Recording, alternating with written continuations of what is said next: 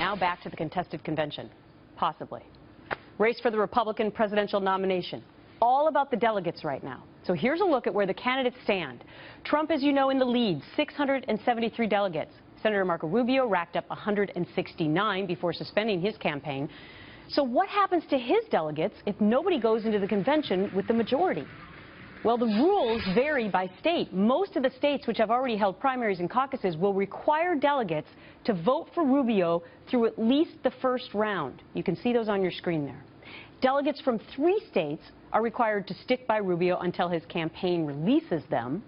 Alaska and Nevada delegates can be reallocated to the remaining candidates before the convention. Washington, D.C. delegates can vote for whoever they want. And it's not clear what delegates from Oklahoma are supposed to do. Unbound delegate Gary Emeneth breaks it down further. There's 3 states and 2 territories that have unbound delegates. I think there's about 112 of them. And North Dakota is one. Our convention is in April 1st. Let's say Trump gets to 95% or 90% or Ted Cruz.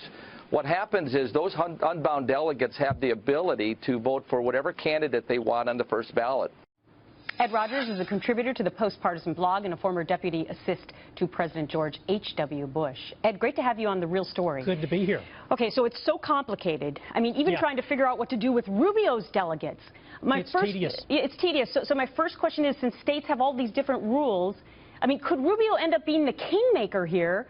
Does he have the authority to say, hey, all my delegates, go over for such and such, and he could throw the nomination to one of the other candidates? Well, he has the moral authority. Whether or not he has the legal authority depends on both state rule and party rule. And what is it that a failed candidate can do with his or her delegates is subject to a lot of state rules, party rules, procedures, etc. And so a lot of that is yet to be played out. I predict there's going to be a lot of experts emerge in the next few weeks. But hey, the fact is, in the category of let's not deny the obvious, Trump is likely to get a majority of the delegates, but the primary process has to play out, the rules have to be applied, and we'll see. So we just reporting at the top of The Real Story here that, you know, they're having these exclusive phone calls to try and come up with a third-party candidate, you know, and they possibly are going to try and change the rules, because doesn't the RNC end up determining what the rules ultimately would be? Well, sort of. I talked to Haley Barbour about this, former RNC chairman, this morning. And there's the Rules Committee of the RNC that has to pass something. Then the RNC has to pass it. Then it has to go to the Convention Rules Committee. Then it goes to the Convention. It'd be very hard to change any of the rules at this stage of the game. Very hard. Possible, but hey, either we have these primaries or we don't. Right. Either we have the rules or we don't. Right. And so the whole idea that things are going to be massaged around and the votes are going to be suppressed and the rules are going to be manipulated for a third party, I don't see it. Just because you don't like the outcome, you know, it's like, you know, we teach our kids growing up, you know, we can't change the rules of the game because you lost. I mean, I've been saying, what's worse, that the wrong guy wins or that the losers refuse to lose? Exactly. Okay, listen to this unbound North Dakota delegate again. So if the Republicans go in and pull some shenanigans, and so you have groups of people who are going to try to take over the Rules Committee, that could totally change everything and mess things up. With the delegates and the people across the country will be very frustrated and not vote in the general election. Do you agree with that? I mean, not only would I think frustrated is an understatement of how people will feel, but will the ultimate effect be that it will turn voters off for the general?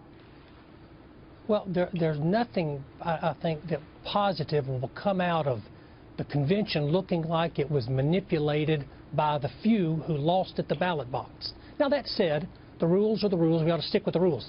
If there's going to be a revolution, if there's going to be a coup, if there's going to be something nefarious or an attempt to stop Trump, let's call it what it is, it's going to start at the Rules Committee. That is where it will start, and it'll be transparent. Everybody will see it. There won't be any secret meetings of the Rules Committee. Okay, well that's very good to know. So it'll be out in front and out in the public, and people will be covering it. Okay, before I let you go, I mean, all these states are so different. It's fascinating and confusing. But Pennsylvania's delegates, they don't have to be bound to anybody? How does that work? Well, again, the states have a lot of leeway. Alabama, where I'm from, those delegates are bound by state law. Pennsylvania, it's sort of a free-for-all. It's kind of a representative system. We're going to elect these people that are party activists that we trust to go to the convention and do the right thing. We give them our proxy, in effect. And so they're free agents. It'll be fun for them. Very interesting. Yeah. Fun it will be to cover as well. Ed Rogers, thanks much. Thanks, Gretchen.